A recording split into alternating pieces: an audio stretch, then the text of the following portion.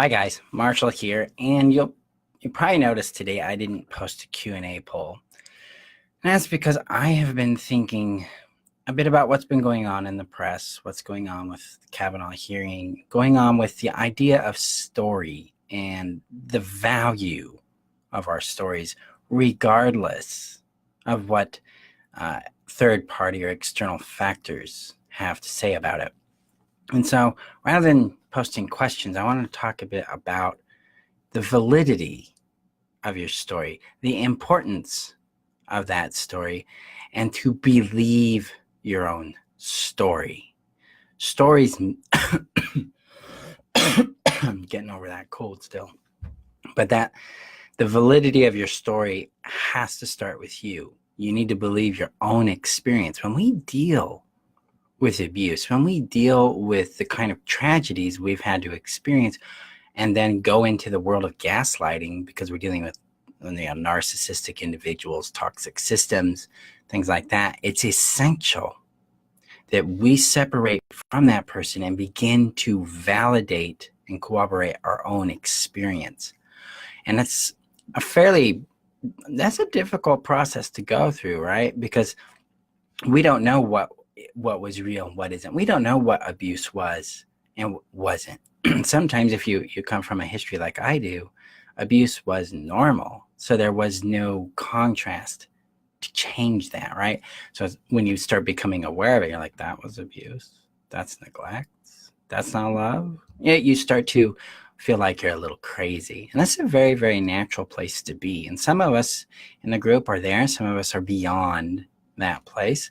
And some of us are discovering the truth of our own story. So I want to reiterate that your story matters, and that sharing your story, both in the group, out in life, in places where you feel prompted to share that. Because remember,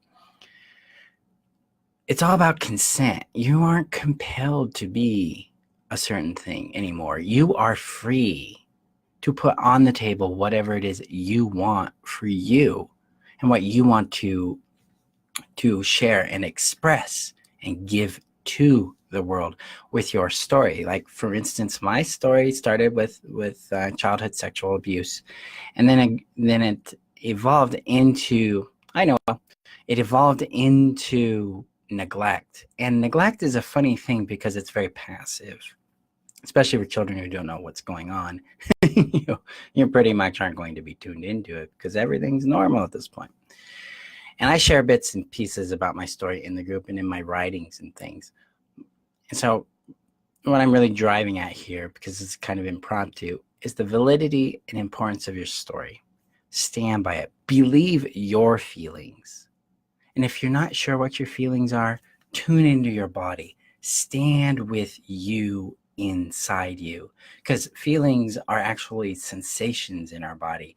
We sense them. They are felt. And they are important that way. So let's see. Crystal says, and that's why I made the comment I did on the thread yesterday.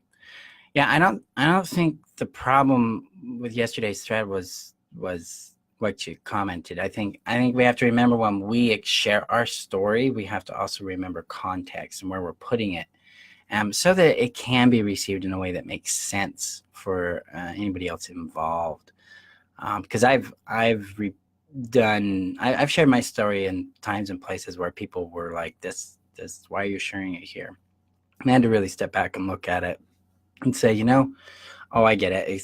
I can see how that didn't, it's either skewed or pulled away factors in the original conversation. So, and that's not an uncommon difficulty, by the way, for us, because we were not raised in ways that taught us how to have those kind of conversations effectively. So, but I mean, like, for instance, I know your story pretty well there, Crystal, and you have a profound story.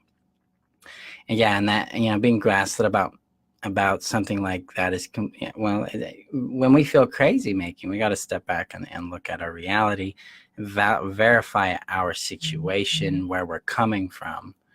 And and I share the same concern with all the women that are reliving sexual assault, seeing this on the national stage. This is really important to me because, one, Every single woman I know has been abused that way. I was abused that way. And it's a plague on this country. It's a plague on the people because we men really need to grow up and learn how to control their impulses and realize that they've been disabled by a patriarchal bullshit and that they're weak or they're powerless in this respect and they need to break out of that. So, but yeah, the story I think matters most because there's going to be, and you may be one of them out there going, I don't know if I believe my story. Believe your story. Write it down. Get the details out.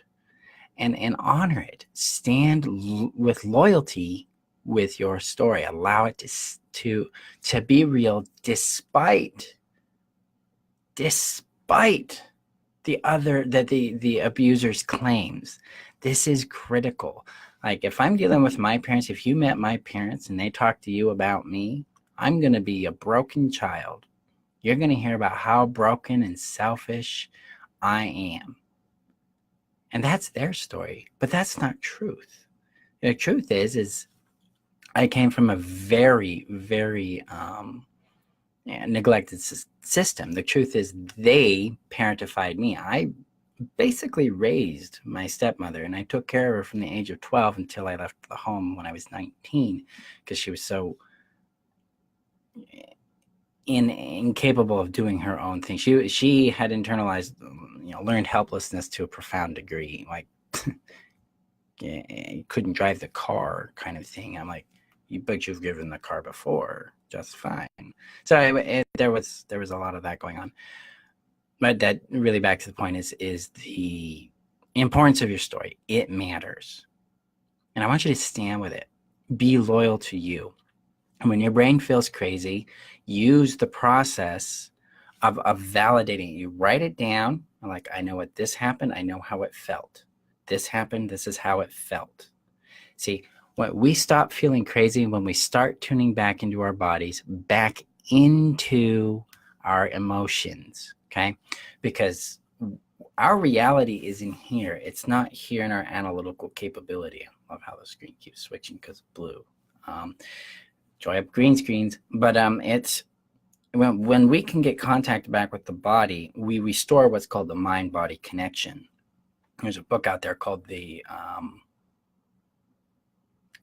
something sense. It's like it's common sense or something. I'll have to find the title and post it. But it talks a lot about this connection and how important and relevant it is to our healing and to being in our own experience. Okay. This is the beauty of it, because when we get other experience from other people telling us they saw something a certain way, or their recall of the event is one way or another, we can come back to us and say, well, my experience, my recall of the event felt this way to me, and that's what matters here. Because narcissistic or defensive people are going to move the needle towards rightness and factualness rather than empathy. Healthy people are going to care about how you feel first. And they're going to be responsive to that. They're like, ooh, so you felt hurt. Okay, well, we can deal with that. Let's talk about how this, what you were feeling there, what was going on for you there, so that they can understand your position. And while they may even emerge from the discussion not necessarily in agreement with your position, they will not invalidate how you feel. Because gaslighting is all about, hey, what you feel isn't real and what you recall isn't real. And so we have to really be patient with ourselves there and standing with loyalty to the story we're dealing with. So let's see. Crystal says, do you ever feel like this country is in a worse psychological state than you realize? No. No, I in my opinion, the country is experiencing a lot of gaslighting, a lot of crazy making, unstable sources of facts. And so what it does is it frenzies, like for us, it frenzied the mind. So now we feel a little crazy and we do irrational things, and we move towards whenever fear is introduced into a system, people move towards the safest pole, right?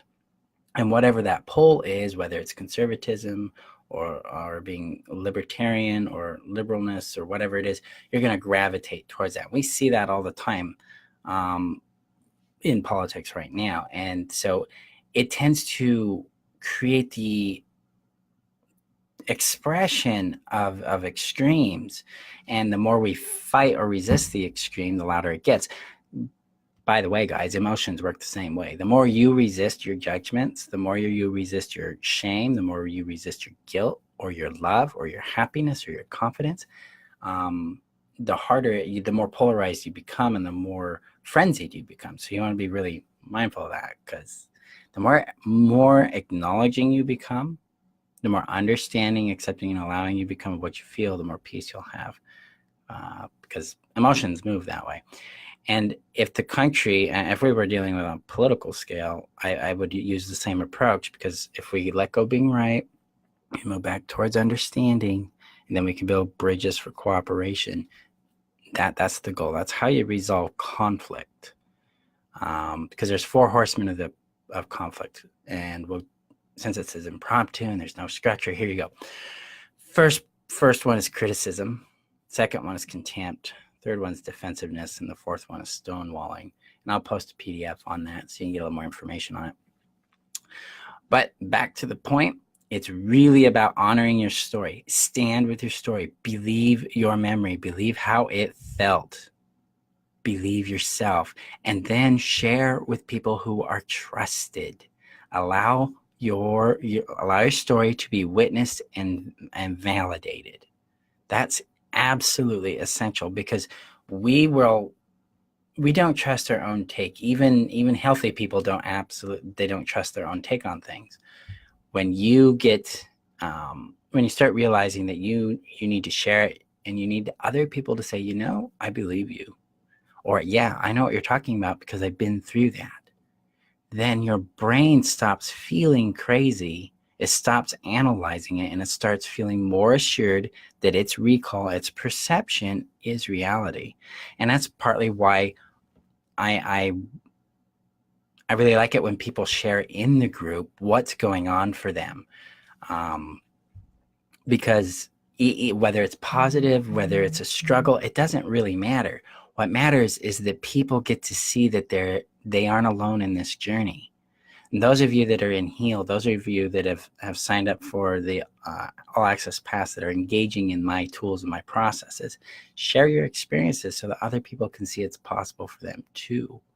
Because you guys are telling me what you get, the results and changes you're seeing. And I invite you to share that with others in the group so they can see it too, because we need that community support. We grew up isolated, both psychologically and emotionally, and we need to know that we're not crazy. We're not alone in this. That tribe is absolutely essential, and that's part of the purpose of our little community here. And our community is actually a little different than others. I watch a lot of different kind of communities on Facebook, some related to abuse, some related to other topics. And because I have a huge history in coaching, our group actually runs more like a coaching group. Like I put material up, you guys reflect on it, and you use it, and you give feedback. Very different from rather these open forums where people just post and then they get a lot of feedback on it. I encourage you to post, because this isn't my tribe, this is our tribe. And I hope I haven't imposed an impression that people can't share. I always find it interesting when people feel like, I hope I can share this. Of course you can share it. Post it. Let's see what you think. Now let's see where you're coming from. So that's today's message. I want you to stand with your story. Believe you first, and then share it with trusted sources that will reflect back to you love, support, and understanding. Don't look to the narc. Guys, all of you dealing with a narc in your life, don't do it, because he or she is just going to turn it back on you. So stand with your story, be strong, and then I'll post some questions, or if you guys got questions, post those too. But thank you for being a part of the community. Thank you for being here. Remember that you're worth loving, you're worth knowing, and you're worth keeping. You guys have a great night. Okay? Bye-bye.